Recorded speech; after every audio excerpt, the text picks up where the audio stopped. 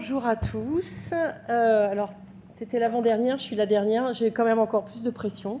Vous êtes encore nombreux, donc il va falloir quand même qu'on aille jusqu'au bout des choses. Je suis vraiment ravie d'avoir été invitée. Ah mais si, je vais te le faire d'emblée, le remarque sur le titre qui m'a empêchée de dormir. Parce que, alors j'étais ravie d'être invitée pour communiquer, parce que bon, ça ne m'arrive pas forcément tout le temps, et j'avoue. Et après, j'ai vu le titre. Et j'ai eu un grand vide, et j'ai réfléchi pendant très longtemps. Et donc, j'avoue que... Alors, j'ai aucun conflit sur le titre, hein. J'ai juste un conflit cognitif à pouvoir vous transmettre des informations que j'ai pu avoir et voilà, qui m'ont passionnée sur ce sujet. Mais franchement, Céline, merci beaucoup pour ce sujet. Voilà. Bon, je dérape déjà, donc je vais essayer d'aller un peu plus vite. Alors, le pouvoir réflexif de l'erreur, je vais déjà commencer par vous poser une question. Alors, les réponses, c'est assez simple, c'est oui ou non. L'action, c'est assez simple, c'est vous levez la main si c'est oui. Alors, par rapport à ça, qu'elle soit donc mineure sans impact, modérée sans impact, modérée avec impact, majeure avec impact modéré ou majeure avec impact majeur, est-ce que vous avez, vous, déjà fait une erreur en tant que participant à une simulation? Levez la main si vous avez déjà fait une erreur. Vache. Bien. Est-ce que vous avez déjà fait une erreur dans la construction ou dans la façon dont vous avez fait une formation? Le sujet est passionnant. Alors, on va prendre un peu de temps, puis on va prendre des exemples, on va analyser un peu ce que vous avez fait comme... Non, je ne le ferai pas, j'ai pas assez de temps, mais néanmoins, vous voyez bien que ce sujet, il nous concerne tous. Voilà, vraiment, il nous concerne tous. Et donc, je vais vous proposer comme plan quelque chose qui est un petit peu classique, j'en suis désolée, mais on va d'abord parler de l'erreur et de réflexivité, puisque quand même, c'est le thème du congrès. On va voir quel est l'impact, justement, sur les apprenants de cette réflexivité de l'erreur. On va voir un petit peu et on va parler de l'étudiant, de l'erreur et des enseignants. Enfin, on va parler de la réflexivité dans nos enseignements. Qu'est-ce qu'on peut avoir comme réflexivité au cours des enseignements qu'on va délivrer? Et enfin, je tenterai de faire une conclusion. Évidemment, je ne vais pas parler de l'erreur en soi, parce que ça mérite en soi rien qu'un congrès de savoir qu'est-ce que ça peut avoir comme impact. Qui peut aller jusqu'à finalement avoir un impact et des conséquences terribles pour un patient, évidemment, mais aussi pour nous, un peu comme une seconde victime, comme ce qu'on dit maintenant. Donc, je ne traiterai absolument pas ce sujet. Voilà. Alors, évidemment, l'erreur, arrêtons-nous sur cette notion qui est finalement importante. Alors, hormis l'erreur dans le courant behavioriste qui va nécessiter... une correction tout de suite qui signale qu'il y a un conditionnement n'est pas acquis.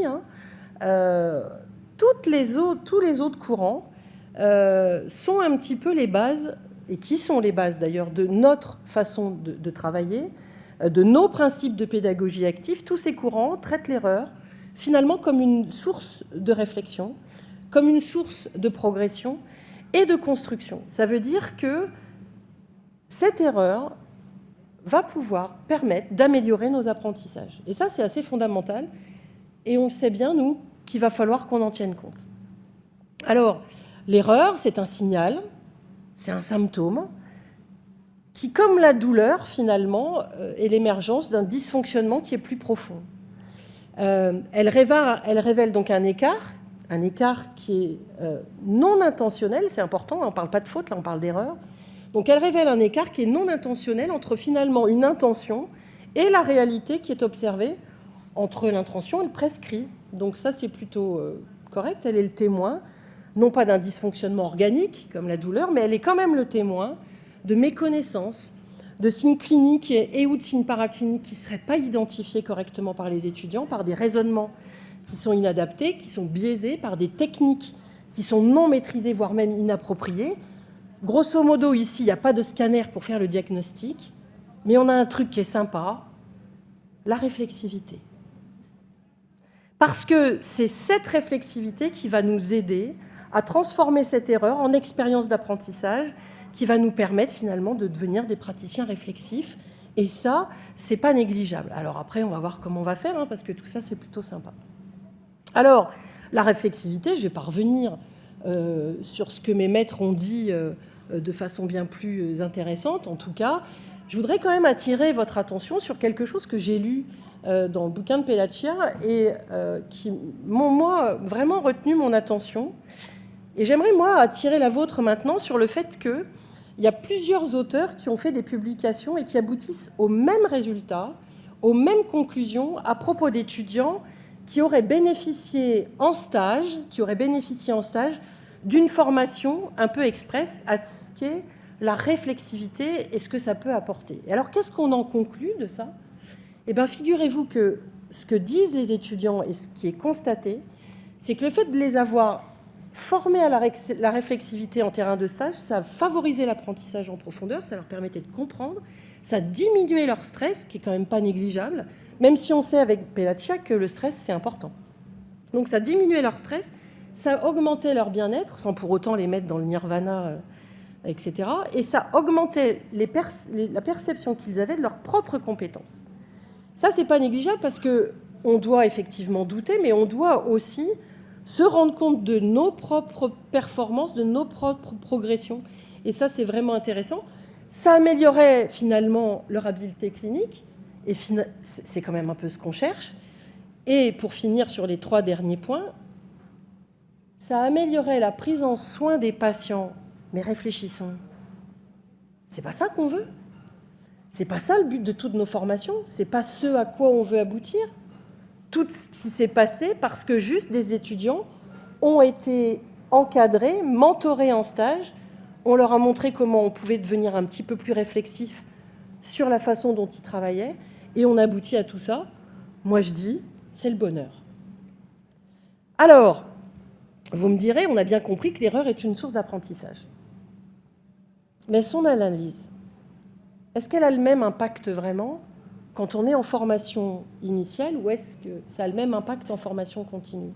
En formation initiale, l'erreur, elle se veut formative, elle se veut structurante. Et en formation continue, on la conçoit finalement réflexive et quasi systémique. Mais pour en arriver là, il faut encore qu'on ait pu finalement transformer l'erreur en une expérience qui est introspective, active, quasi permanente, parce qu'il faut qu'on puisse effectivement s'améliorer. Vous imaginez que là, au début, c'est très énergivore quand on est en formation initiale. C'est énergivore, c'est difficile, parce qu'on va dans les méandres de notre raisonnement. Et puis, au fur et à mesure, quand on progresse, quand on devient vieux, quand on a de l'expérience, ça devient bien plus facile. Quand on est face à nos patients et qu'on se regarde un peu travailler, qu'on se met un petit peu en métacognition, métacompétence dans ce qu'on est, finalement, c'est facile. Ça devient facile. Mais qu'est-ce que c'est difficile quand on commence ? Qu'est-ce que c'est déstabilisant ? Et on va y revenir. La place des enseignants, vous l'avez souligné, elle est fondamentale. Elle est fondamentale parce qu'il faut qu'on accompagne l'étudiant pour instaurer une culture finalement positive de l'erreur et que la formation rime avec évolution, qu'elle rime avec transformation. Et c'est ça qui est intéressant. Alors, je vais essayer d'aller un peu plus vite, mais finalement, quel impact réflexif a cette erreur en formation initiale ? Alors, il faut se rappeler le contexte. On est dans un contexte où les apprenants découvrent un milieu de la santé, ils découvrent des gens malades. Parfois, ils ont commencé à faire leurs études sans même savoir ce qu'était quelqu'un de malade. Donc ça, c'est quand même pas négligeable. Ils découvrent des pathologies, ils découvrent quelles sont les actions possibles pour eux, et ils découvrent aussi ce qu'ils ne doivent pas faire, ce qu'ils n'ont pas le droit de faire. On est quand même dans un contexte qui est assez particulier. Donc là, on peut dire que l'erreur est vraiment un levier d'apprentissage qui est majeur. Je vais quand même appuyer sur les boutons. C'est un levier d'apprentissage majeur. Encore faut-il qu'il y ait un accompagnement adapté. C'est un levier d'apprentissage majeur parce qu'elle va favoriser le développement de la pensée réflexive. C'est-à-dire qu'on va pousser l'étudiant, on va encourager l'étudiant à analyser ce qui s'est passé. C'est quoi les faits ? Face à ça, c'est quoi les faits ? Il faut qu'on puisse aussi l'interroger tant sur l'aspect clinique que sur l'aspect communicationnel. Les faits, c'est ça. Et puis, comment est-ce qu'on en est arrivé là? Quel rôle, moi, en tant qu'étudiant, j'ai eu par rapport à ça? C'est ça qu'on doit développer dans ce qu'on appelle finalement la pensée réflexive. Il aura aussi une prise de décision clinique qui va être améliorée. Pourquoi? Parce que le fait d'avoir une réflexivité autour de l'erreur va permettre finalement de rendre visibles ses lacunes, de rendre visibles les raccourcis cognitifs qu'il fait sans forcément avoir de la compréhension. Ça va aussi mettre en lumière ses biais cognitifs. Imaginez ce qu'il faut comme énergie pour pouvoir faire tout ça. Et puis, il va pouvoir aussi commencer à avoir une réflexivité, finalement, et une construction de son identité professionnelle, par sa prise de conscience de ses limites, des limites qu'il a, par rapport à, finalement, ses propres actions, mais aussi par rapport aux autres qui l'entourent et qui vont prendre en soin, qui vont prendre en charge avec lui. Et donc, c'est pas négligeable quand même. Il va prendre aussi conscience de sa vulnérabilité professionnelle. Et quand on est étudiant, c'est quand même pas négligeable. Surtout que cette vulnérabilité professionnelle va nous accompagner quasi toute notre vie. On s'en sépare jamais de ça. Je te remercie vraiment du sujet. Ces pratiques réflexives, elles vont vraiment améliorer le travail collaboratif. Elles vont vraiment faire prendre conscience des compétences des différents intervenants qu'ils vont pouvoir avoir. Ça va éviter les glissements de tâches par la suite. C'est vraiment ça qui va favoriser, finalement, la collaboration et la communication. Et ce pouvoir réflexif, ça va vraiment pouvoir permettre d'en faire un professionnel qui va vraiment être intégré dans une équipe. Et nous, on bosse en équipe. Voilà. Donc ça, moi, je trouve personnellement que c'est un super pouvoir. Franchement, ça, c'est quelque chose qu'il faut qu'on ait en tête.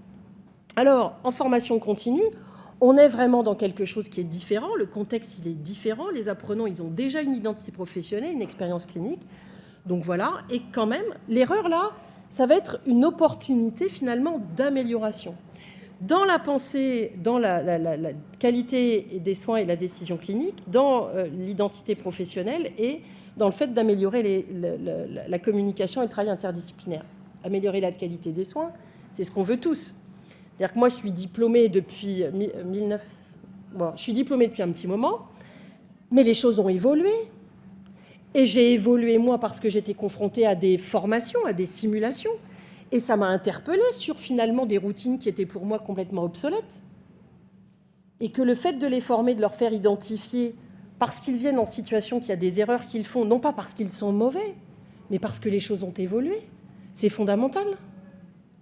Et donc, ça va leur permettre de corriger aussi, finalement, des automatismes qui sont inadaptés. Et puis, cette réflexivité qu'on va provoquer, elle favorise l'affinement, finalement, du jugement clinique. Ça permet, finalement, de prendre des décisions plus sûres, avec des connaissances qui sont améliorées dans des contextes qui sont complexes. Alors, évidemment, ça va renforcer leur identité professionnelle. Et je ne vais pas évoquer... Que 5 minutes, il me reste ? Putain, je suis super labour.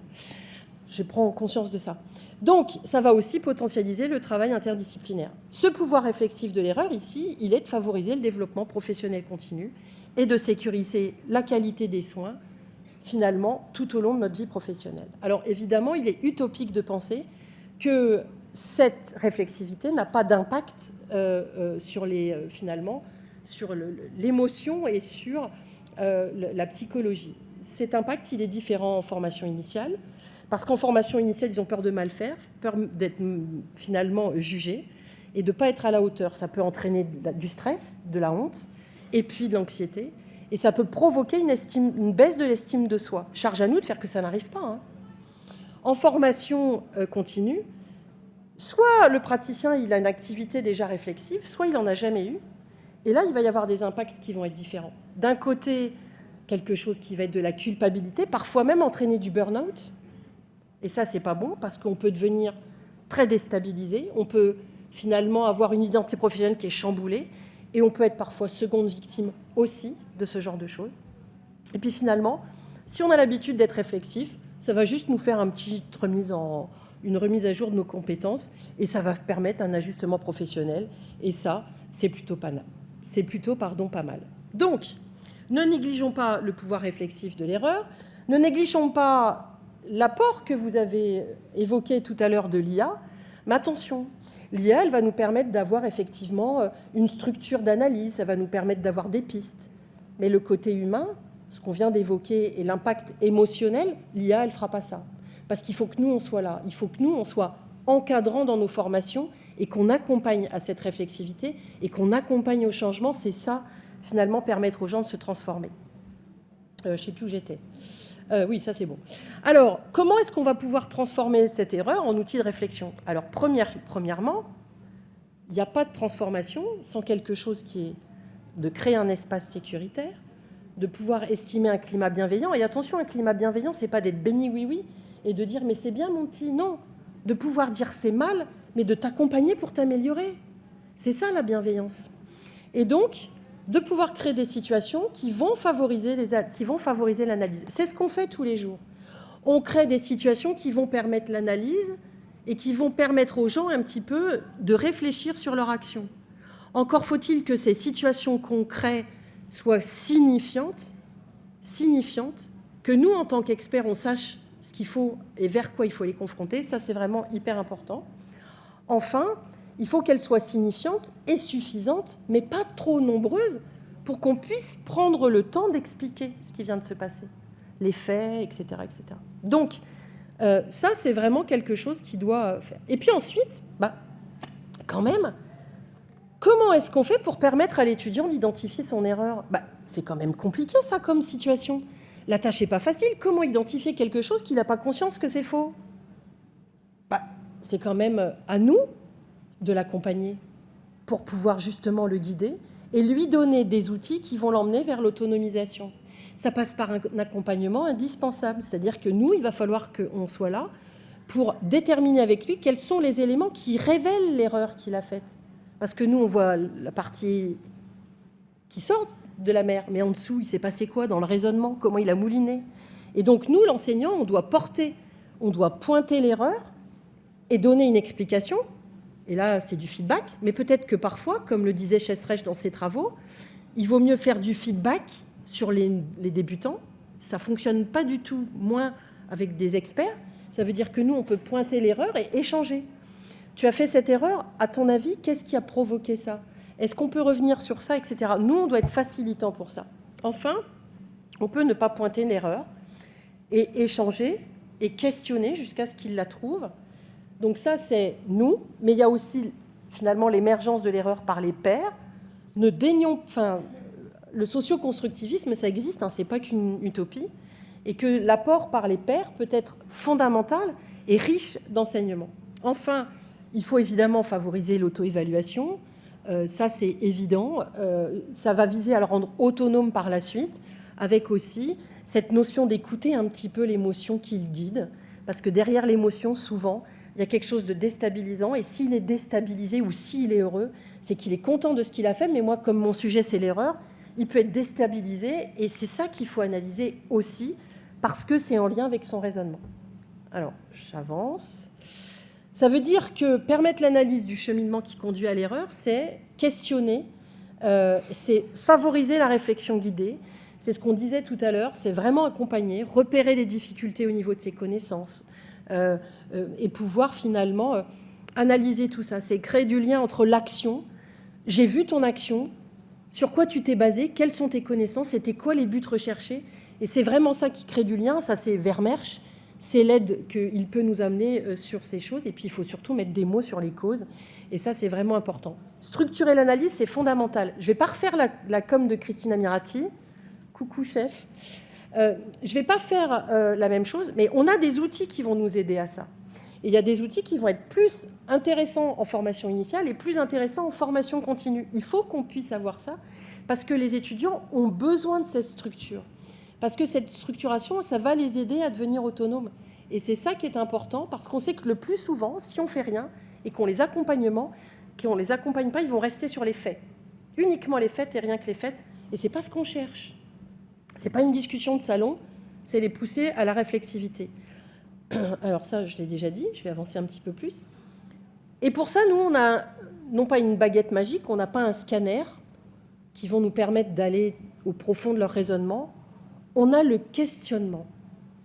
Et le questionnement, il est fondamental parce qu'une question qui est mal formulée, elle peut vraiment enfermer la réflexion dans un cadre qui est très restreint. Et nous, ce qu'on veut, par la formulation de notre question, c'est vraiment pouvoir les emmener vers une analyse sincère et authentique. C'est-à-dire qu'il ne faut pas que notre questionnement il puisse induire des biais de conformité. Il ne faut pas que notre questionnement il puisse finalement limiter la pensée critique et entraîner des biais de cadrage. Et ça, c'est vraiment important. Ça veut dire que nous, il faut... Attendez, avant de prendre la photo, il y a des trucs qui arrivent. Nous, attendez, je vous dirai, c'est bon. Il faut qu'on puisse favoriser les questions ouvertes. Les questions ouvertes, c'est des questions métacognitives. Attention, vous êtes prêts? C'est là. Et encore là. Maintenant, vous pouvez y aller. C'est des questions métacognitives. C'est quoi une question métacognitive? Ça va interroger la stratégie. Et puis, on va les compléter par des questions qui vont être des questions de clarification, qui vont aller un petit peu plus dans le détail et qui vont viser à finalement clarifier leur logique interne, leur réflexion interne. Et c'est ça qui va être passionnant. Alors, je vous ai mis des exemples de questions qu'il vaut mieux poser plutôt que d'induire des biais. C'est finalement toujours les mêmes questions. Et qu'est-ce qui va aider finalement l'étudiant ou le praticien à devenir réflexif? En tout cas, nous, dans notre accompagnement, c'est la façon dont on va poser ces questions. Et ça, c'est vraiment important. Alors, face à l'enseignant, enfin nous, en tant qu'enseignants, et je vais essayer d'aller vite là-dessus, excusez-moi, j'ai fait des bêtises, voilà. Alors, nous, en tant qu'enseignants, face à une formation qu'on a créée et pour laquelle on se rendrait compte qu'on a fait une erreur. Alors nous, on est experts. On est dans un contexte où on est experts. Ça n'empêche que vous avez tous quasi levé la main. Il va falloir que nous, on crée des situations et des formations qui engendrent chez l'apprenant des conflits cognitifs. S'il n'y a pas de conflit, s'il n'y a pas de déstabilisation, il n'y a pas de reconstruction derrière. Donc il faut qu'on fasse ça. Et on fait ça parce que quand on est expert, il ne faut pas qu'on oublie où ils en sont, eux. Et ça veut dire que avant, il va falloir qu'on analyse notre conducteur pédagogique. Il va falloir qu'on ait une lecture horizontale. Est-ce que finalement mes activités sont en lien avec mes objectifs? Et est-ce que le temps que j'ai donné va être suffisant? Et est-ce que l'activité, telle qu'elle est rédigée, va permettre aux étudiants de comprendre et de faire des choses? Et puis il va falloir que finalement, après cette lecture horizontale, j'ai une lecture verticale. D'accord, Émilie? Une lecture verticale. Est-ce que ma stratégie, elle tient compte des conditions d'apprentissage de l'adulte? Est-ce que ma stratégie, elle tient compte des connaissances antérieures et des méconnaissances antérieures? Est-ce que ma stratégie, elle alterne finalement contextualisation, décontextualisation? Je vous adore. Et est-ce que les activités que j'ai créées vont permettre finalement de gérer les connaissances antérieures que j'ai pu faire émettre par les gens? Donc, vous voyez, il y a cette réflexivité avant. Et puis, il y a la réflexivité pendant qu'on est en train de faire la formation. Ah, je ne les sens pas. Je ne sais pas, il y a un truc qui ne va pas. Et s'il y a un truc qui ne va pas, c'est qu'il y a quelque chose qui ne passe pas dans ce qu'on a construit. Ce n'est pas eux. Parce que si c'est tout le groupe, c'est qu'il y a quelque chose. Et nous, il va falloir qu'on réadapte. Ça veut dire que pendant, on a à nous de trouver finalement, d'analyser cette émotion, notre émotion, mais aussi d'analyser finalement ce qu'on observe. Ah mince, il y a trop de discussions dans le groupe, là, ils n'y arrivent pas. Oh là là, ils sont démotivés, ils n'ont plus envie de faire cet exercice. Est-ce que finalement, ça, c'était pas de trop? Ah, puis on est à J3, là, on va se calmer un peu, J3, ils sont fatigués, c'est pas bon, voilà. Donc, on a à faire cette démarche aussi d'analyser nos erreurs pendant nos formations pour finalement réadapter les choses au moment où on se rend compte qu'il se passe quelque chose. Et puis, avant, et puis après, c'est la dernière, après j'ai fini. Et puis, il va falloir qu'on corrige après, qu'on adapte, qu'on régule. Tout ça, ça demande une humilité professionnelle, parce qu'on n'est pas... voilà. Ça demande une sacrée humilité professionnelle, et Dieu sait qu'on en a dans nos CESU. Ça demande aussi une certaine maturité professionnelle de pouvoir réadapter les choses. Et donc, au-delà de l'erreur, mais c'était mon sujet, vous l'avez compris, c'était la commande, est-ce qu'on ne pourrait pas développer finalement une réflexivité qui est équilibrée? Ne pas interroger que l'erreur, mais aussi interroger nos réussites, interroger leurs réussites, et finalement Ça nous permettrait de renforcer un petit peu leur confiance professionnelle, ça permettrait de consolider aussi les bonnes pratiques, ça permettrait aussi de comprendre comment ça a bien fonctionné, pas que quand ça a mal fonctionné. Finalement, ça nous donnerait une réflexion globale de notre pratique professionnelle et ça ne ferait pas un peu de nous des praticiens réflexifs. Donc le pouvoir de l'erreur, il est majeur. Le pouvoir de la réussite, il est majeur. Et autour de ça, il y a nous. Et nous, on a un rôle qui est fondamental, c'est d'accompagner finalement l'analyse qu'on a à faire à nos apprenants. Voilà, j'ai fini.